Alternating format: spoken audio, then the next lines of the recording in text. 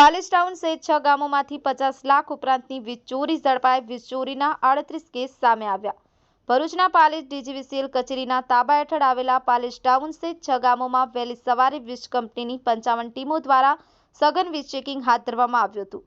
વહેલી સવારે વીજ ટીમો દ્વારા વીજ ચેકિંગ હાથ ધરવામાં આવતા વીજ ચોરી કરનારાઓમાં ફફડાટ વ્યાપી જવા પામ્યો હતો। વીજ કંપનીની ટીમોએ પોલીસ સાથે રાખી વીજ ચેકિંગ હાથ ધર્યું હતું। વીજ ટીમો દ્વારા પાલેજ ટાઉનના અલગ અલગ વિસ્તારોમાં પોલીસના ચુસ્ત બંદોબસ્ત સાથે વીજ ચેકિંગ હાથ ધરવામાં આવ્યું હતું।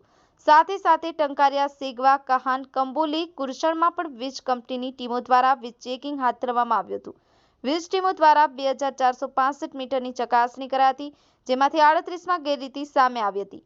કુલ 53,91,000ની વીજ ચોરી ઝડપાઈ હતી। અત્રે ઉલ્લેખનીય છે કે છેલ્લા 2 માસથી વીજ કંપનીની ટીમો દ્વારા પાલેજ પંથકમાં સમયાંતરે વીજ ચેકિંગ હાથ ધરવામાં આવતા વીજ ચોરી કરનારાઓમાં ફફડાટ વ્યાપી જવા પામ્યો છે। મોહસિન કારા, ગુજરાત અદ્ભુત ન્યૂઝ ગુજરાતી, પાલેજ। આપણી આસપાસ બનતી ઘટનાના સમાચાર જોવા માટે ગુજરાત અદ્ભુત ન્યૂઝ ગુજરાતીને લાઇક કરો, શેર કરો, ચેનલને સબસ્ક્રાઇબ કરો।